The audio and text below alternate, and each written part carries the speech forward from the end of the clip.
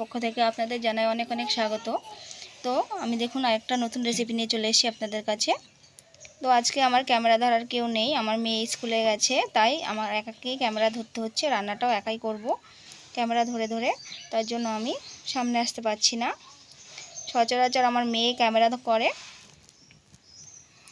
তো দেখুন আমি আজকে রান্না করছি একঘেয়ে নিরামিষ খেয়ে আপনারা যারা বিরক্ত হয়ে গেছেন তাদের জন্য বলছি। একঘেয়ে ডাল আপনারা তো অনেকেই খেয়েছেন, নিরামিষের দিনে যদি এরকম একটু অন্য কিছু থাকে তাহলে কিন্তু মন্দ হয় না। তো চলুন সেরকমই একটা নতুন কিছু আপনাদের সঙ্গে শেয়ার করতে চলেছি। আশা করছি ভালোই লাগবে আপনাদের। পুরো ভিডিওটা আমার সঙ্গে থেকে দেখার জন্য অনুরোধ রইল। তো চলুন দেখে নেওয়া যাক আমি কি রান্না করছি। তো দেখতেই পাচ্ছেন আমি এখানে নিয়েছি কচুর গাছি বা কচুর ছড়ি, কচুর মুখী, আপনারা অনেকে এটাকে এক একজন এক এক রকম নাম দিয়েছেন। তো কে কী বলেন কমেন্টে জানাবেন। এটা দিয়ে আমি আজকে টক করব। তো আমি আজকে করছি কচুর ছড়ির টক। এটার সঙ্গে আপনি যে কোনো টক দিতে পারেন, সে আমড়া, তেঁতুল, সে আপনাদের কাছে যেরকম টক থাকবে সেরকম টকই নিতে পারেন। তবে আমি আজকে নিয়েছি দেখুন এখানে আমের ফলসি। তো এটা দিয়ে আমি আজকে টকটা রান্না করব। তো প্রথমে দেখুন আমি যে 500 গ্রাম কচুরছড়ি বা কচুরমুখী নিয়েছি। এটাকে আমি ভালো করে 5 থেকে 6 বার ধুয়ে নিয়েছি।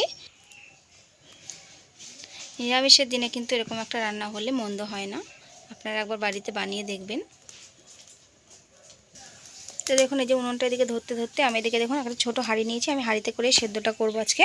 এবার হাঁড়ির মধ্যে আমি এগুলোকে জল সমেত ঢেলে দিচ্ছি। আমি যেহেতু আগে 5 থেকে 6 বার এটাকে ধুয়ে নিয়েছি ভালো করে, দেখুন পুরো সুন্দর পরিষ্কার আছে। এবার এই জলটার মধ্যে হালকা একটু নুন দিয়ে দেবো, নুন দিয়ে সেদ্ধ বসিয়ে দেবো। তো দেখুন এই যে কচু ছড়িগুলো তো সেদ্ধ করে রেখে গেছিলাম, এগুলোকে আমি এখন ছুলে নিচ্ছি। তো আমি একা একা ক্যামেরা ধরছি, সেই কারণে কিন্তু পুরোটা আমি ছুলে আবার আপনাদের দেখিয়ে দিচ্ছি। তো দেখুন এই যে আমি কচু ছড়িগুলো ছুলে নিয়েছি। আর এদিকে দেখুন এই যে আমের ফলসিগুলো যে নিয়েছিলাম আমি এটাকে জলে ভিজিয়ে নিয়েছি, হালকা একটু গরম জল দিয়েছি। আর লাগছে আমার এই যে আমি এখানে কাঁচা লঙ্কা নিয়েছি কয়েকটা। এই লঙ্কাগুলো কিন্তু আমি চিড়েও দেবো না বা বেটেও দেবো না, আস্তই দিয়ে দেবো। তো এবার আমি উনানটা ধরিয়ে রান্নাটা বসিয়ে দিচ্ছি। আর এই যে আমি যে কচু ছড়িগুলো ছুলে নিয়েছি এগুলোকে ভালো করে মেখে মিশিয়ে নিতে হবে। কিন্তু এগুলোকে ভালো করে মেখে নিয়ে আমি আবার দেখে দিচ্ছি। তো দেখুন এদিকে আমি উনুনটা ধরিয়ে নিয়েছি। আর এখানে দেখুন এই যে কচু ছড়িগুলোকে ভালো করে মেখে নিয়েছি। তো উনুনটা ধরিয়েছি আমি। আজকে কচু ছড়ির টক আর বেগুন ভাজাটা করব। বেগুন ভাজা আজকে আমি দুপুরবেলার নিরামিষ, আজকে আমাদের শনিবার, তো শনিবার দিন আমরা নিরামিষ খাই। তো প্রথমে আমি বেগুনটা ভেজে নেব, তারপর আমি টকটা রান্না করব। তো দেখুন এই যে আমি বেগুন ভেজেছিলাম, তাই কড়াইতে হালকা একটু তেল তেল ভাব আছে। আমি এর মধ্যে এবার দেখুন পরিমাণ মতো আমার যতটা টকের জন্য জল লাগবে সেই পরিমাণে জলটা দিয়ে দিচ্ছি।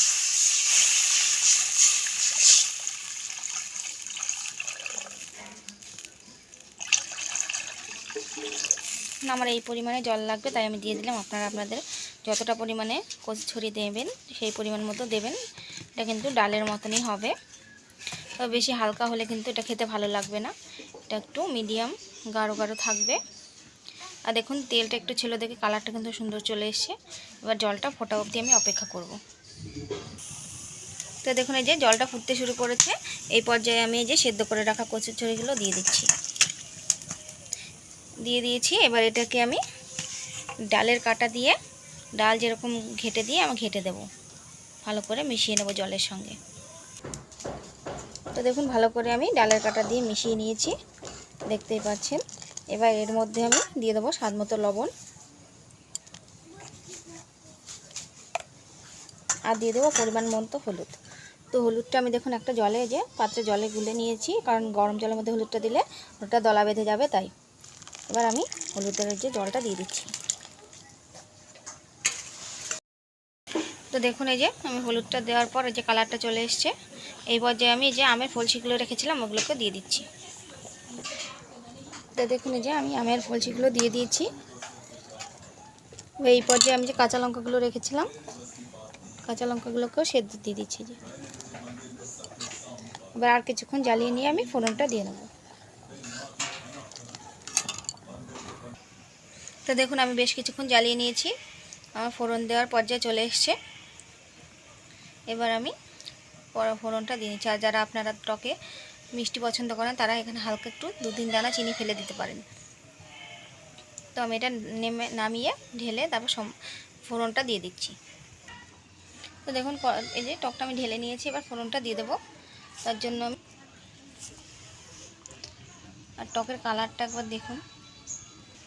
তো দেখুন কড়াইটা গরম হয়ে গেছে, ফোড়নের জন্য তেল দিয়ে দিচ্ছি। এবার দেখুন ফোড়নের জন্য আমি এখানে নিয়েছি গোটা সর্ষে, কালো গোটা সর্ষে। এবার এটা দিয়ে দিচ্ছি। তো দেখুন এই যে ফোড়নটা আমি দিয়ে দিয়েছি। তো দেখুন এই যে আমার টকটা রান্না করা হয়ে গেল। এবার আমি এটাকে নামিয়ে নিচ্ছি, নামিয়ে দেখে দিচ্ছি। তো দেখুন এই যে আমার টকটা রান্না করা হয়ে গেছে, আমি নামিয়ে নিয়েছি। এটা কিন্তু দেখতে যতটা সুন্দর, খেতেও কিন্তু ততটা সুন্দর। তো একবার নিরামিষের দিনে এটা এইভাবে রান্না করে খেয়ে দেখবেন, আশা করি খুব ভালো লাগবে। সম্পূর্ণ নতুন একটা রান্না, কোনো মশলা ছাড়া, কোনো ঝামেলা ছাড়া, একদম কম সময়ে কম উপকরণ দিয়ে তৈরি হয়ে গেল।